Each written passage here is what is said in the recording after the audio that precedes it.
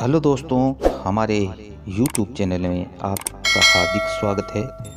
दोस्तों, आज हम आपको एक ऐसी प्रेरणादायक कहानी सुनाने जा रहे हैं जिसको सुनने के बाद आपको पता चलेगा कि धन, सफलता और प्रेम इनमें से बड़ा कौन है।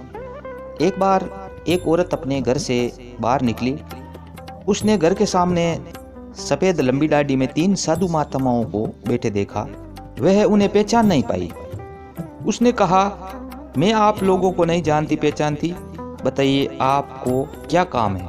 साधुओं ने बोला, हमें भोजन करना है।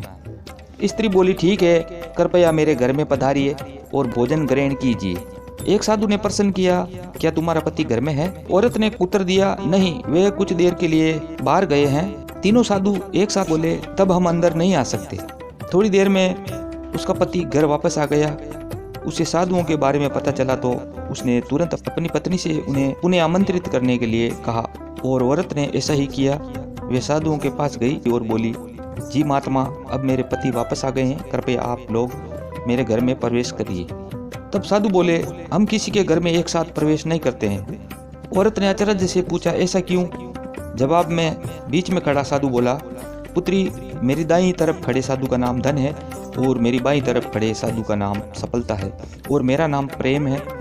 अब जाओ और अपने पति से विचार विमर्श करके बताओ कि तुम हम तीनों में से किसको बुलाना चाहती हो। औरत अंदर गई और अपने पति को सारी बात बता दी।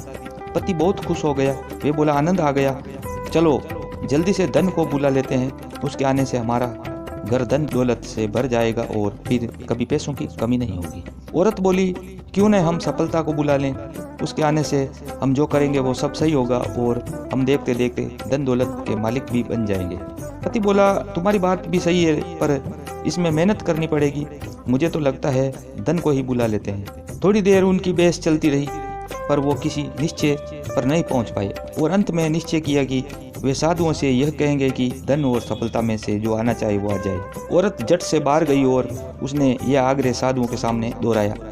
उसकी बात सुनकर साधुओं ने एक दूसरे की तरफ देखा और बिना कुछ कहे घर से दूर जाने लगे। औरत ने उन्हें रोकते हुए पूछा, अरे आप लोग इस तरह वापस क्यों जा रहे हो? साधु महात्मा बोले, पुत्री, दरअसल हम तीनों साधु इसी तरह द्वार द्वार जाते हैं और हर घर में प्रवेश करने का प्रयास करते हैं। जो व्यक्ति लालच में आकर धन या सफलता को बुलाता है, हम वहाँ से लौट जाते हैं, और जो अपने घर में प्रेम का वास चाहता है, उसके यहाँ बारी बारी से हम दोनों ही प्रवेश कर जाते हैं। इसलिए इतना याद रखना कि जहाँ प्रेम है वहाँ धन और सफलता की कभी कमी नहीं होती है। ऐसा कहते हुए धन और सफलता नामक साधुओं ने अपनी बात पूर्ण की। दोस्तों, इस कहानी से आपको क्या प्रेरणा मिलती है, हमें कमेंट में ज़रूर बताना। और दोस्तों, अगर हमारे चैनल को सब्सक्राइब नहीं किया तो ज़रूर कर लेना। धन्यवाद।